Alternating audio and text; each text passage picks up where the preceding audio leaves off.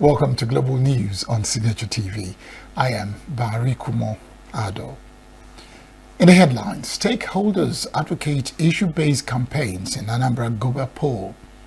Fubara says he has embraced peace with Wike and state lawmakers. Trump withdraws nomination of Eric Sept as prosecutor in Virginia. And U.S. government shutdown looms. Senate rejects stopgap funding bill. Details in a moment. New every morning on Signature TV, we open the day for you with needed energy, information, and required vibes to shape your day. From sizzling snippets of stories in various areas of life to intriguing conversations with net worth guests. When you have people who have no track record becoming your leaders, you have a problem. There's no outstanding gratuity when Obi took over from me. I left in all the accounts of Amdst 13.8 billion for him. Your day cannot be complete without Signature Morning on weekdays and Signature New Day on weekends. There is no better way to start your day except Signature Morning and Signature New Day every day on Signature TV.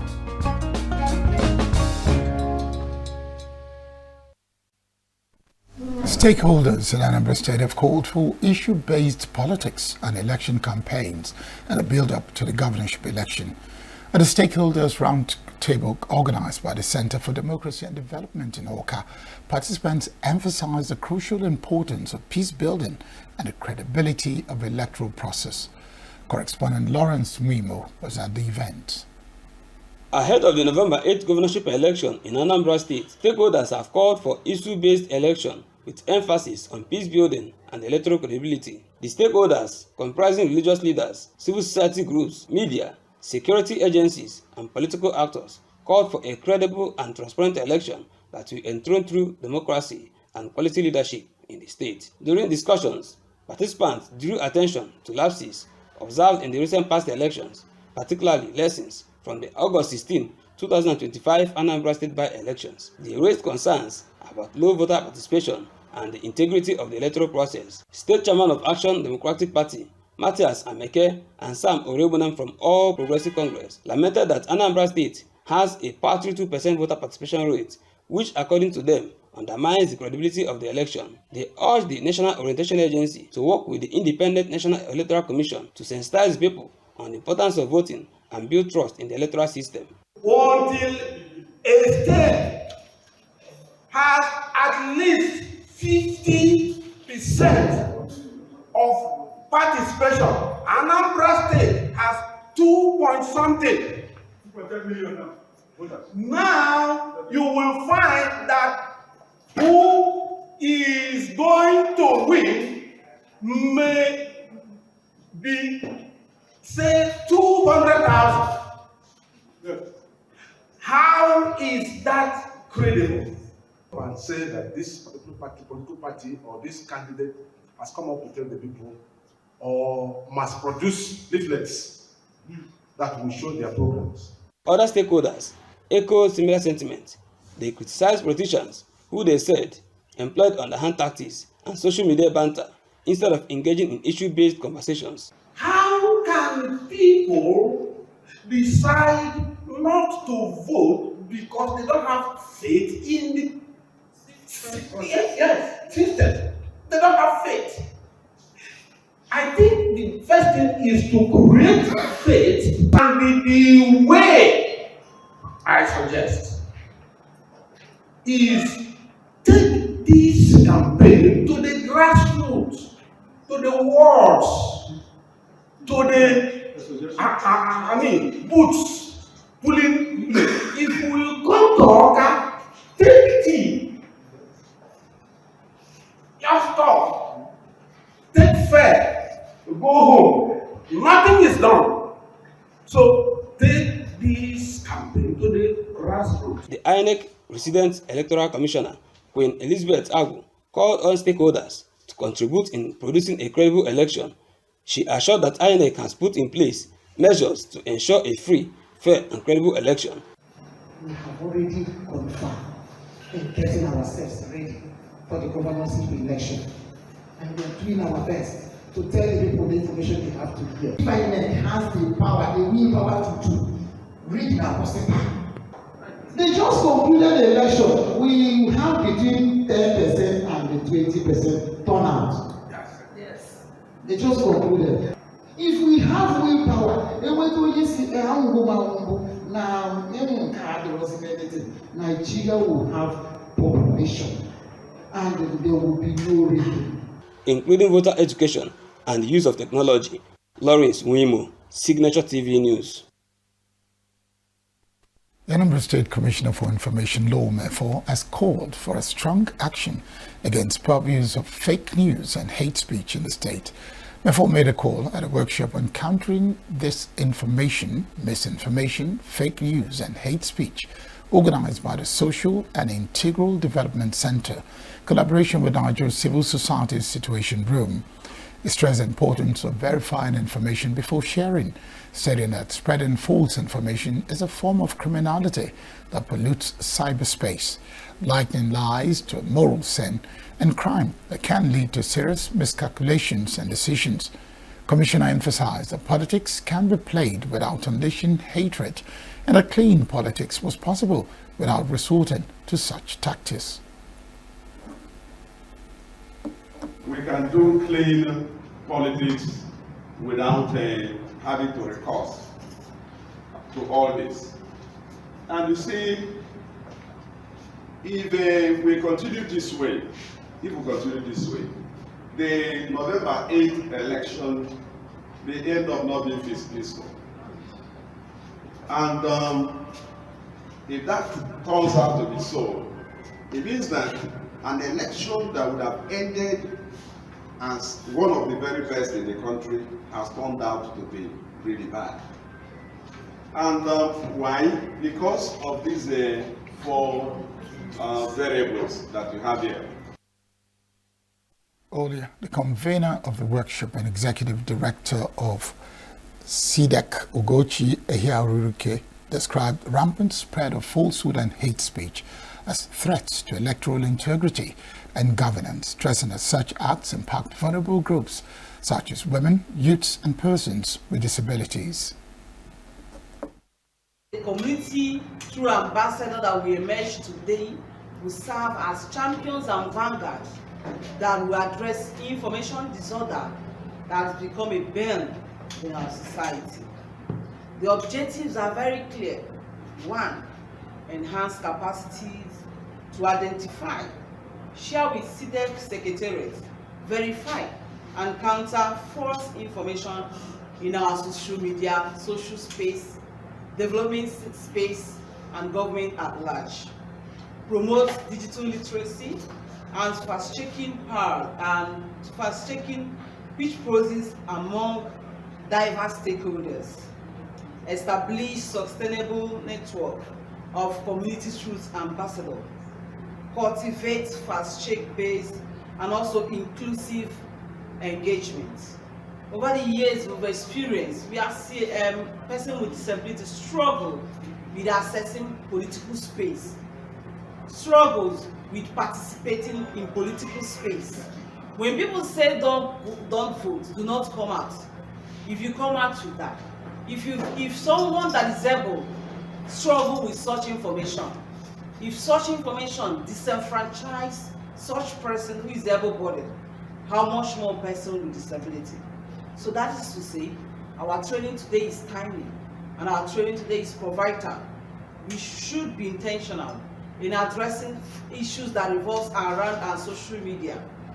Come up with measures to counter narratives that are not really impacting well or mean well for our own society. She said the event was aimed to nurturing community truth ambassadors and grassroots champions that will fact-check, counter harmful narratives, and foster safer, more inclusive civic spaces, particularly as the state approaches the November 8th governorship election in the state.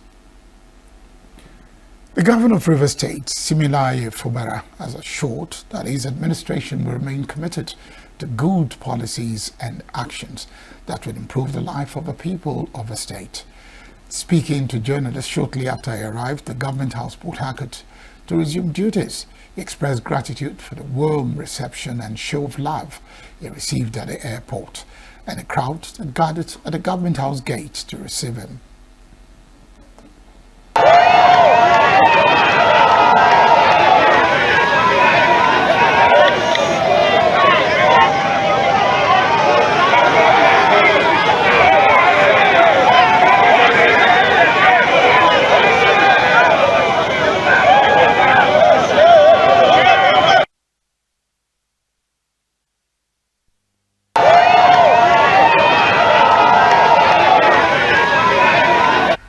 The governor arrived at Port Harcourt International Airport on Magua at 12:11 p.m., moved to the Government House in Port Harcourt, accompanied by his wife, the Deputy Professor Ngozi Odo, his Chief of Staff, Edison Ehie, and key stakeholders and security heads. On arrival, the governor inspected his official residence and later proceeded to his office. I know everyone wants to hear something from me. In fact, you expected it when I landed from the aircraft. Let me first of all appreciate the wonderful people of Rivers State. I am really humbled by what I saw at the airport. I was also briefed with some photographs of what happened here yesterday. That reception really humbled me. It showed love, confidence, and solidarity. I want to say that it is not just the celebration, the massive reception by the number of people who came out to celebrate, but a display or reaffirmation of the bond between this government and the people that we are serving. I want to assure you that we will, by the grace of God, continue to do those things that has made you people love us. I want to appreciate everyone and to say that we love you. Meanwhile, Governor Fubara says the parties in the crisis in Rivers State led to the 6-month state of emergency have agreed to bury the hatchet and embrace peace and reconciliation in the best interest of the state. In a statewide broadcast Friday evening following his return to Government House, Fubara stated that his predecessor and FCT Minister Nyesom Wike, all members of the Rivers State House of Assembly and himself have decided to embrace the peace brokered by President Bola Tinubu. Fubara will describe a period of emergency as one of the most challenging moments for the state, said that his decision not to contest the presidential declaration was guided by a conviction that no sacrifice was too great for peace in Rivers State. Fubara said the responsibility now rests squarely on the executive, the State House of Assembly, political leaders and stakeholders to put aside all differences, work for the common good and advance the interest of the people above all personal interest. The responsibility now rests squarely on us, the government, the State House of Assembly, the political leaders, the stakeholders, to put aside our differences, work for the common good, advance the interests of our people above all else. We have a duty to ensure that the peace we have all embraced remain permanent in our dear states. On behalf of the government and the good people of Rivers State, I extend our heartfelt gratitude to Mr. President for his fatherly disposition and decisive intervention in resolving the political crisis and for graciously restoring full democratic governance to our states. The governor advised citizens of the state to embrace the new era as a fresh beginning and work together with renewed hope and determination to build a stronger, more peaceful and prosperous river state. Said its immediate responsibility is to return the state to the path of governance and development by completing the projects which it started, by ensuring none of them is starved of funds or neglected, in order to revive the economy of the state and protect life and property, and improving the well-being of all rivers people. Hereby reaffirm my utmost loyalty and eternal gratitude to those who have expressed genuine fear, frustration, and uncertainty over the nature of the peace process. I assure you that your concerns are valid and understood. I commit to working harmoniously with the River State House of Assembly to recover lost grounds and accelerate the social and economic advancement of our dear state. I also renew my pledge to serve with the fear of God, humility, and a high sense of duty. Our immediate responsibility is to return to the path of governance and development by completing the projects which we started, by ensuring that none of them. Human rights activist and legal practitioner Haya King says the joy and excitement demonstrated by River State citizens following the restoration of emergency rule in the state is unprecedented. King, who featured on Signature Morning on Signature TV, noted that the absence of Governor Fubara at the event was not intentional and does not mean that he disrespects or undervalues the people. I don't think his absence is an act of disrespect. I don't think it's an act of disrespect. I think it has to do with something that is beyond his control. I know whenever he comes, he will apologize to Rivers people. The first thing he will do, his first appearance, he will apologize. He will tell people, I'm sorry. I know he's a humble person, so there's no way he would have done anything contrary. Even the House of Assembly members too, I don't think they address the press. Them too not addressing the press. I don't think it was an act of also respect to the Rivers people. They are happy too. I understand that they met yesterday, they sat yesterday, and they immediately went into to start work. It stated that after years of crisis and disagreements, residents now expect harmony between the governor and the House of Assembly members to bring about faster progress in governance. King, however, emphasized that Governor Fubara must be allowed to fully exercise his powers and be freed from the grip of godfatherism. He said that even though godfathers have unfortunately become deeply entrenched as a political practice, it should not be the norm and culture in the country, since it's undermined accountability and independence. Godfatherism should not be the norm. But unfortunately, in Nigeria, godfatherism is the norm. Godfatherism is the in thing. Godfatherism is the way to go. It's unfortunate. It's not just in Rivers State. We saw it in Lagos. We saw it in Kogi. We saw it in Anambra, even when the governor was adopted. We even saw it in the presidency. Every president wants to produce somebody he likes or somebody he wants. It's a big challenge. It's a very, very, very, very big challenge. Unfortunately, whether it can be reduced or eliminated is another story. Will the political class be willing to make it not to exist anymore? Then again, the constitutional provision. The Constitution provides enormous powers to the executive. The Constitution gives the president, the governor, so much power over and above every other arm of government, over and above the judiciary, over and above the legislature. That is why you see that the president can suspend a governor can suspend House of Assembly, seize their allocation. A governor can suspend a CJ, seize the CJ's allocation, and he cannot do anything.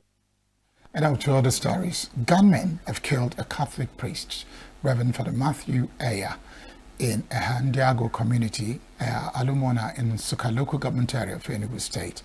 Aya was shot dead on Friday evening by the assailant were riding on a motorcycle while he was returning from Enugu.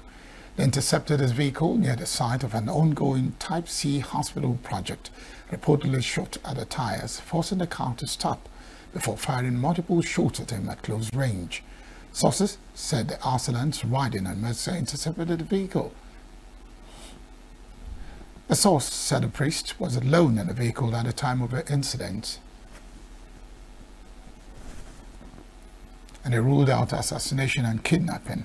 The late cleric was a native of Ubaike in Enugu, Igweze North local government area. An unexpected blast has left 7 people injured at the Atta Primary School in Ukum local government area of Benue State.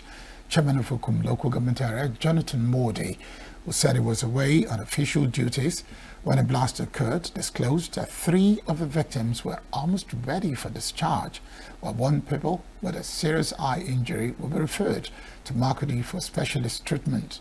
The spokesperson of the Benue State Police Command, Udeme Edet, confirmed that an explosion ordnance disposal unit was deployed to secure and evaluate the scene. A delegation from the Ministry of Education and Knowledge Management, led by Commissioner Dr. Margaret Adamu, has also visited the school and the injured pupils St. Anthony's Hospital, Zakibiam. Adamu praised the chairman of Okum local government area for his quick action, thanked the hospital staff for their prompt care, while praying for the quick and full recovery of the children. Managing Director of St. Anthony's Hospital, Reverend Sister Susan Tungwe, confirmed that all the injured children had been stabilized, but only 1 requiring further intensive eye care. Still to come, National Assembly orders withdrawal of 2025 contract circulars, extends capital projects to 2026. 106 Nigerians among over 600 foreigners arrested for drug trafficking in India. Details in a moment. Every second, every minute, every day, news is breaking, events occur, and there are new developments. At Signature TV, we follow these stories objectively, bringing all sides without bias, explaining the complex issues, breaking down the numbers, and investigating the issues behind the news. Anywhere and everywhere, near or far, wherever the news is, we will be there. Signature TV. News in your pocket. Nigeria's Center for Disease Control and Prevention, NCDC, says it is on high alert over Ebola's scare in the country.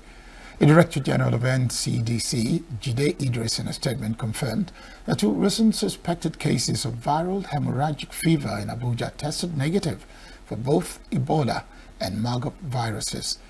Idris stated that the most recent case involved a traveler who arrived in Abuja from Kigali and promptly sought medical care when he began to feel unwell.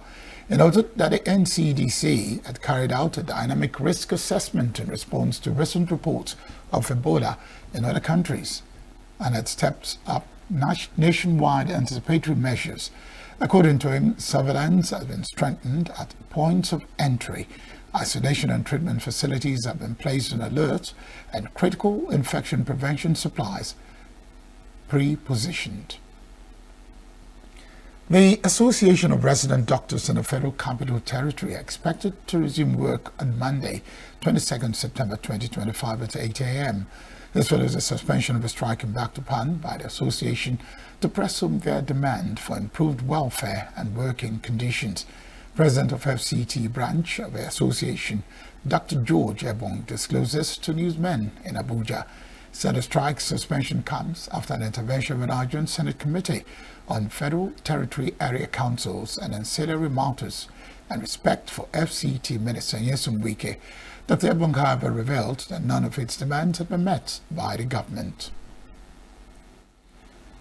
The National Assembly has directed the federal government to withdraw all circulars already issued for contract awards in the 2025 fiscal year.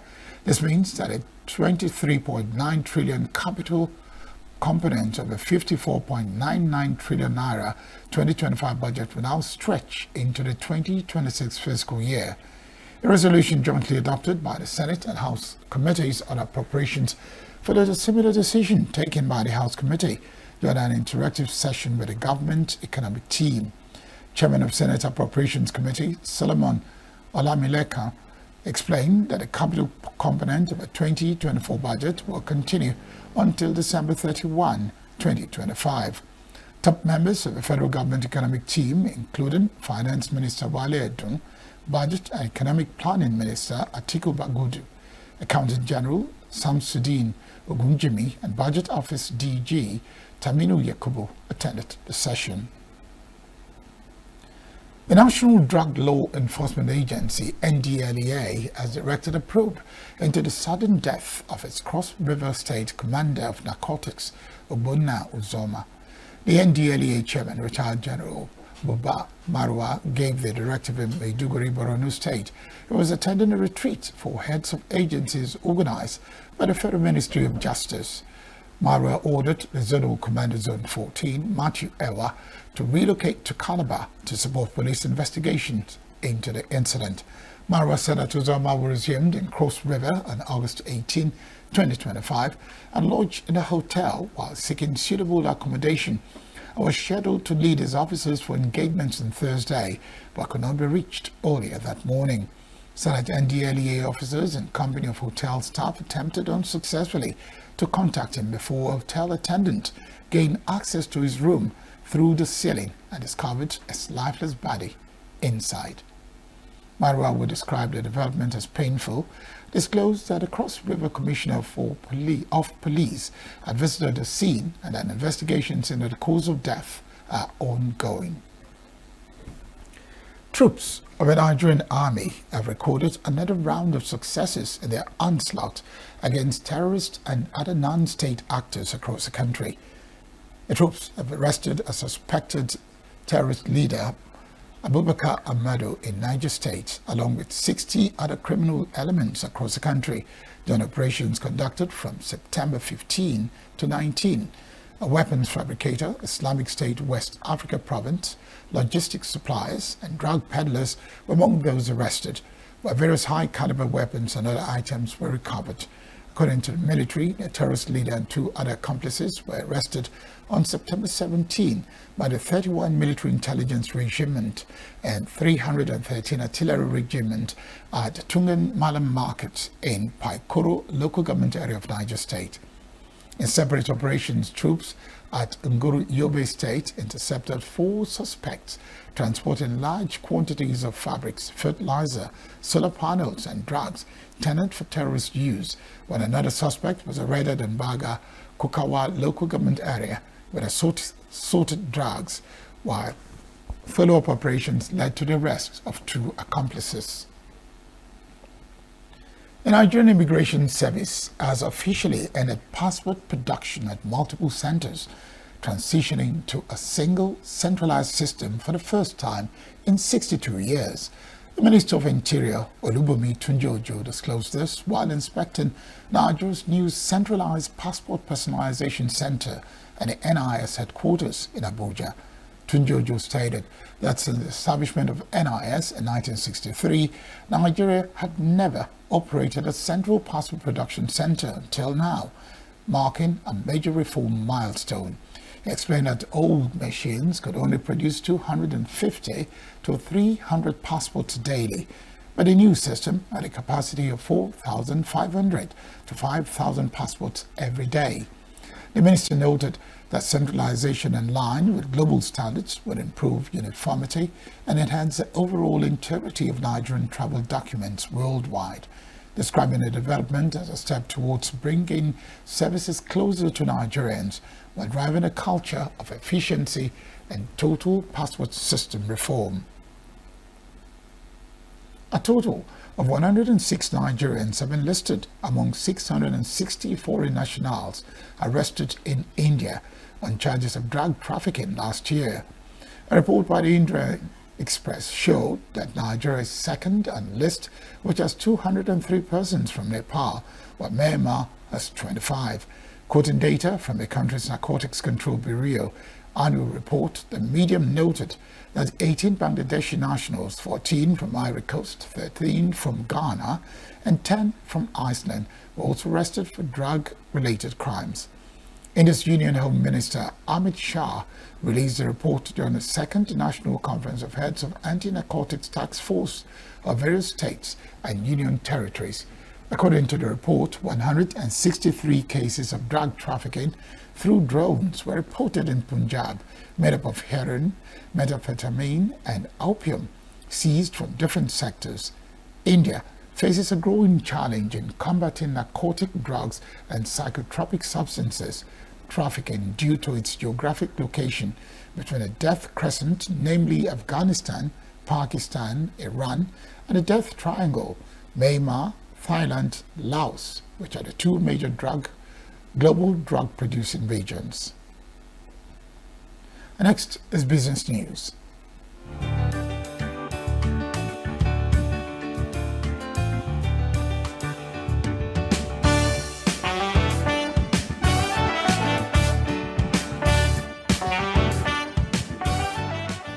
The federal government has issued a December 31st deadline for all mining and quarrying firms to sign community development agreements with their host communities. According to the Ministry of Solid Minerals, a compliance review revealed that out of 74 new mineral titles issued in the first half of the year, only 24 had CDAs in place. Minister Dele Alake warned that companies failing to meet this new requirement risk losing their licenses and may also be compelled to pay reparations for minerals already extracted.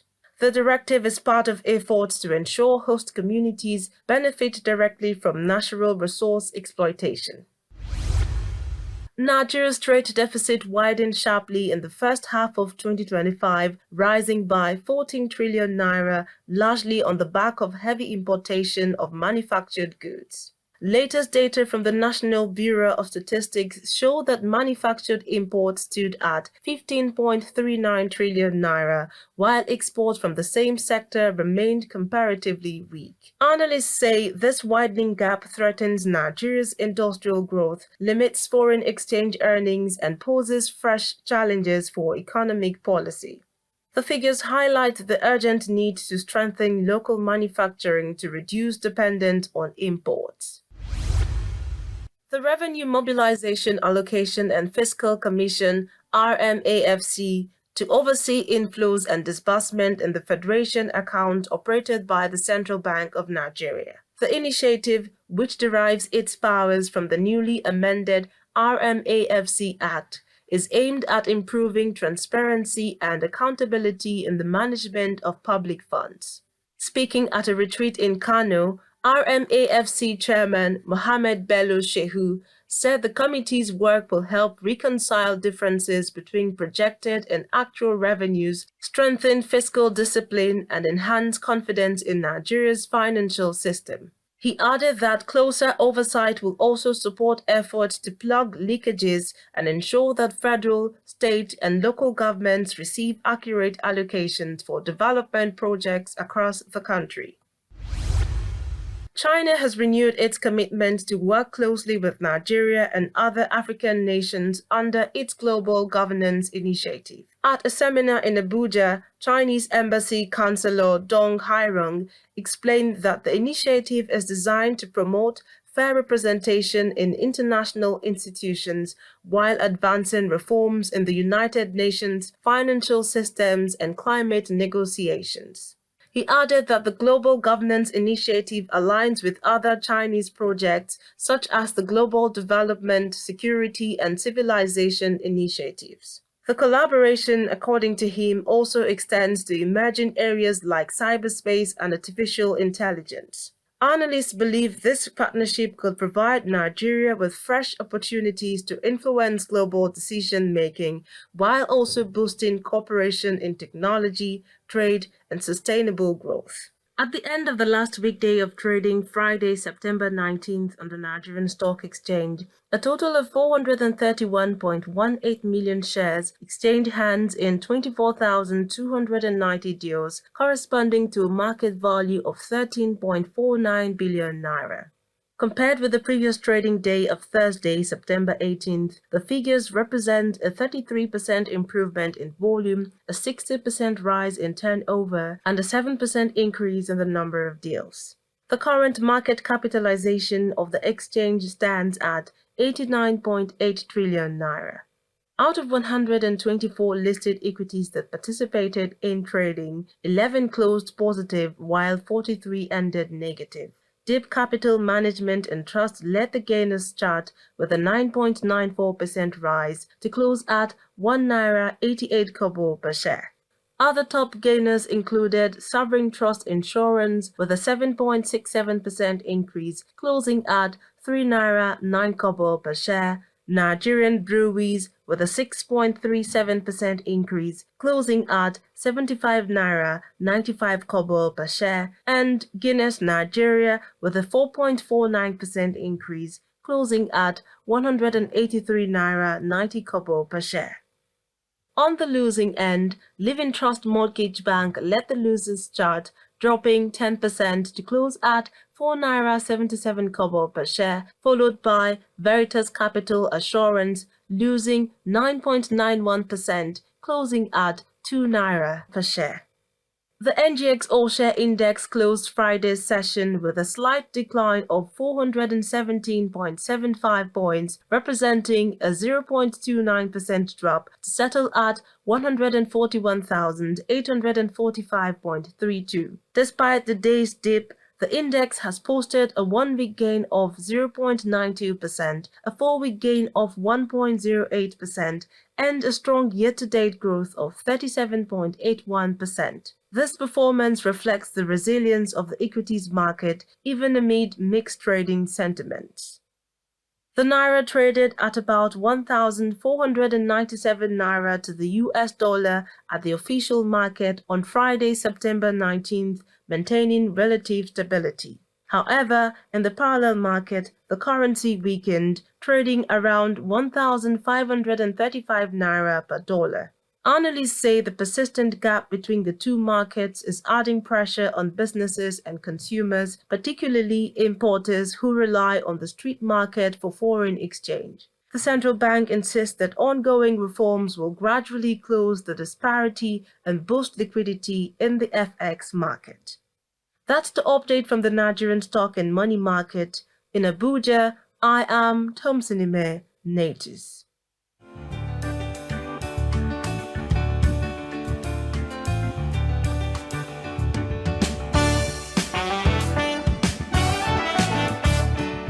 Rally in Yemen protests against Israeli military operation in Gaza. Lionel Messi crowns world's best footballers at Miami event. Details of these and more after the break. Every second, every minute, every day, news is breaking. Events occur and there are new developments. At Signature TV, we follow these stories objectively, bringing all sides without bias, explaining the complex issues, breaking down the numbers, and investigating the issues behind the news. Anywhere and everywhere, near or far, wherever the news is, we will be there. Signature TV. News in your pocket. US President Donald Trump said on Truth Social Post on Saturday that he had withdrawn the nomination of Eric Sept, who had been overseeing an investigation of a prominent Trump critic, to be a federal prosecutor in Virginia. Sept resigned on Friday after Trump called for his removal, citing an internal email. Sept, who has not been confirmed by the Senate for his position, has overseen a fraud investigation into New York Attorney General Letitia James, but has not pursued charges and expressed doubts about the case.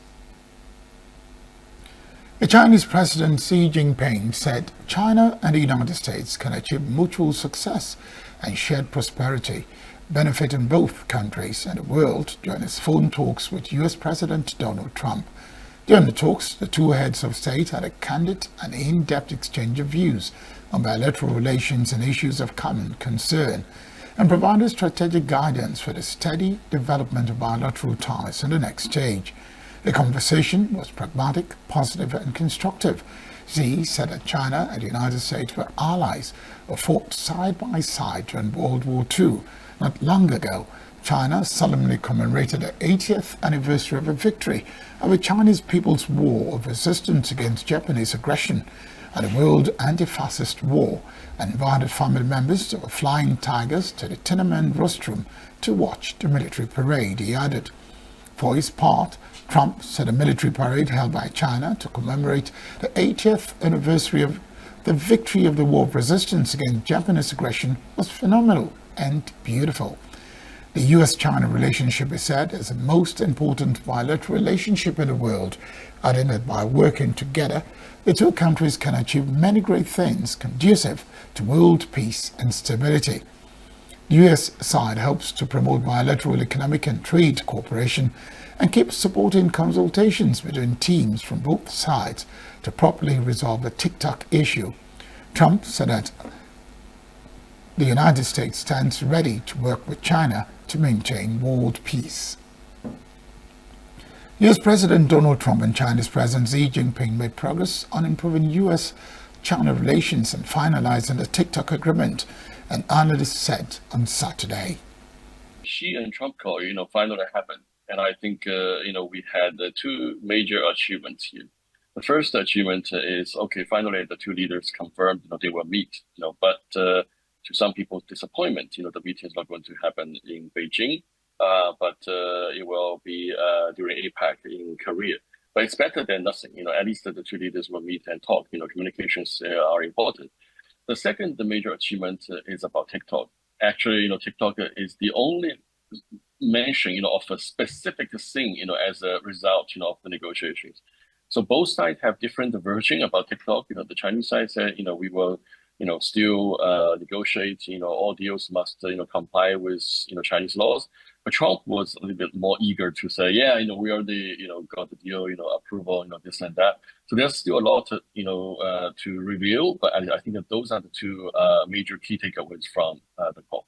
I think if the TikTok deal can go through, it will definitely serve as a very good example, for other American companies, tech companies, to take for reference. That can be also a textbook case, for the U.S. government to learn, how to negotiate with the Chinese side on technology things. I think the next thing I would expect is, how China will deal with the NVIDIA situation. Over the 6 months, Trump will still keep the same strategy, to sort of, keep Taiwan aside, take a more wait and see approach, to some key decisions, to prevent, any unnecessary, move to provoke, Beijing to change the dynamic, before he can arrive in Beijing, to have a big show, announce big deals. So I think, for Taiwan, the call last night is not really good news. As you can tell, both sides, didn't really talk about Taiwan. So it's like, we have more important things to discuss. The two leaders appeared to lower tensions on the first call in 3 months, but it was not immediately clear that a call had yielded a firm agreement that had been expected over the fate of a popular short video app. At the same time, regional worries are multiplying over Taiwan and the South China Sea. Risky flashpoints that struggle to command as much attention in Washington as the Russia, Ukraine, and Gaza wars. Neither country's statements within the call mentioned Taiwan. Chen expects Trump to take a wait-and-see approach towards Taiwan to avoid provoking Beijing before its China visit next year. Some Shanghai residents expressed negativity on Saturday about U.S.-China relations improving following a phone call between U.S. President Donald Trump and Chinese President Xi Jinping a day earlier. From a long-term perspective, I don't really believe the U.S. genuinely wants a win-win situation.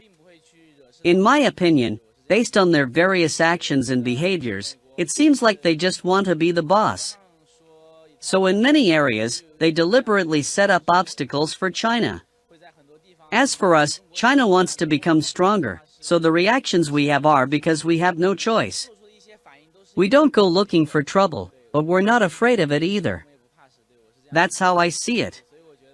I feel the US says one thing, and then does something different behind closed doors. That's how it is. I'm not so aware of this phone call between Trump and Xi, but from my own perspective I might want to study abroad, in America. So then, of course, I want the two countries' relations to be better and better. However, at present, I think most people are pessimistic about this. Chinese person has a somewhat negative attitude about Americans, whether it's because of the pandemic or the economic competition. I've also heard Americans also have discrimination against Chinese people or Chinese Americans. I think everyone should try to focus on the positive side. Even though there are some negative media reports, I believe that in daily life there are still many good aspects of the relationship between the two countries, whether it's tourism or other kinds of friendly, people-to-people interactions. So I still hope that everyone can maintain a positive and optimistic attitude. Since retaking office in January, Trump has sharply hiked tariffs across the board and singled out China's export-oriented economy with special punitive rates. That prompted China to respond in kind. Tariff rates on both sides of the Pacific rose to triple-digit percentages in April. Despite the tariffs, China remains the U.S. third largest trading partner and a source of its largest bilateral trade deficits in goods. Recent data point to slowing economies in both countries.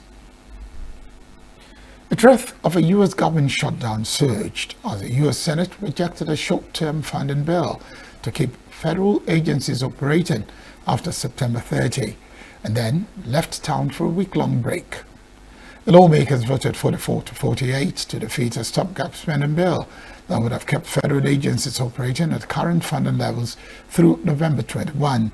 The measure faced near universal opposition from Democrats, who demanded increased health care funding. What we saw on the floor makes it clear the Republicans are following Donald Trump's orders to the letter. Stonewall, scapegoat, shirk responsibility. They're doing exactly what Trump told them to do. And then they skip town. No plans, no talks, no urgency. And the House adjourned till October 1st. If there were ever a sign that the Republicans wanted a shutdown, that's it. Now our bill, of the two bills, our bill was the only bill on the floor that got a majority of those present and voting. Theirs did not, ours did. Donald Trump would rather shut down the government than even talk to Democrats about lowering the cost of health care for Americans, which is what is our goal. And Republicans, unfortunately, sadly, dutifully obeyed. Senate Republicans just voted to shut the government down with a partisan bill that gives Donald Trump everything he wants and nothing the American people need. Democrats have demanded additional funding for health care subsidies under the Affordable Care Act and the restoration of funding cuts from the Medicare health care program for lower-income Americans, but that effort failed 47-45. Congress has struggled to pass spending legislation in recent years due to rising partisan tensions, repeatedly raising the threat of a shutdown that would leave government workers unpaid and a wide range of services disrupted. The annual funding debate covers only about 1/4 of the federal government's $7 trillion budget, which also includes mandatory programs such as Social Security and Medicare, as well as payments on the nation's $37.5 trillion debt. Let's now turn our attention to sports. Welcome to Sports News on Signature TV. Nigeria's Falconets have commenced training in Kigali ahead of Sunday's 2026 Under-20 Women's World Cup second-round first-leg clash with Rwanda. The Under-20 girls had the recovery training section at their hotel gym ahead of the match to be played at the Kigali Pele Stadium, formerly known as the Stade Regional Nyarambo. The players showed great spirit and determination as they went through their routine under the guidance of the technical crew, displaying energy, zeal, and motivation. Sunday's match will kick off at 3 p.m. Rwanda time, which is 2 p.m. Nigerian time. Victor Osimhen is expected to make his return to action when Galatasaray face Liverpool in the Champions League on September 30th after being sidelined for the remainder of the month due to the ankle injury he sustained on international duty with Nigeria. The Super Eagles striker has been out of action for 2 weeks following the injury picked up during Nigeria's 2026 FIFA World Cup qualifier against Rwanda on September 6th when he was forced off in the 35th minute after a challenge from Claude Niyomugambo. Osimhen is expected to miss Galatasaray's next 2 Super League fixtures against Konyaspor and Alanyaspor, but will likely be fit for the high-profile Champions League encounter against Ancelot's Liverpool at Rams Park. The 26-year-old already missed Galatasaray's victory over Eyonspor and was absent from the squad that suffered a disappointing 5-1 defeat to Eintracht Frankfurt in their Champions League opener on Thursday. Jose Mourinho took charge of his first Benfica training session on Thursday, just a day after signing in as their new coach. Mourinho began his second stint at the club with a league trip away to AVS Football SAD on Saturday. The 62-year-old who left Turkey's Fenerbahce last month signed a deal until the end of 2026-27 season to return to the club where it all began. Mourinho's first stint with Benfica began in September 2000 but crumbled in early December after he resigned when the club's new president, Manuel Villarinho, refused to renew his contract.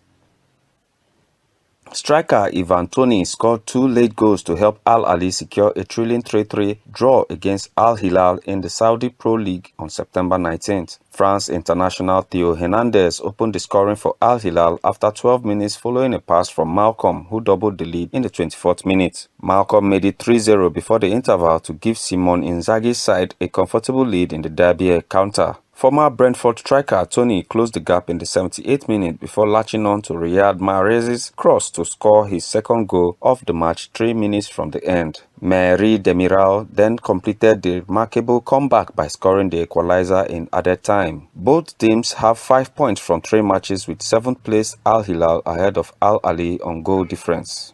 And that's the size of the package for Sports News on Signature TV. I am Raymond Ken Mbata. I am Barry Kumo Ado. Thank you very much for watching.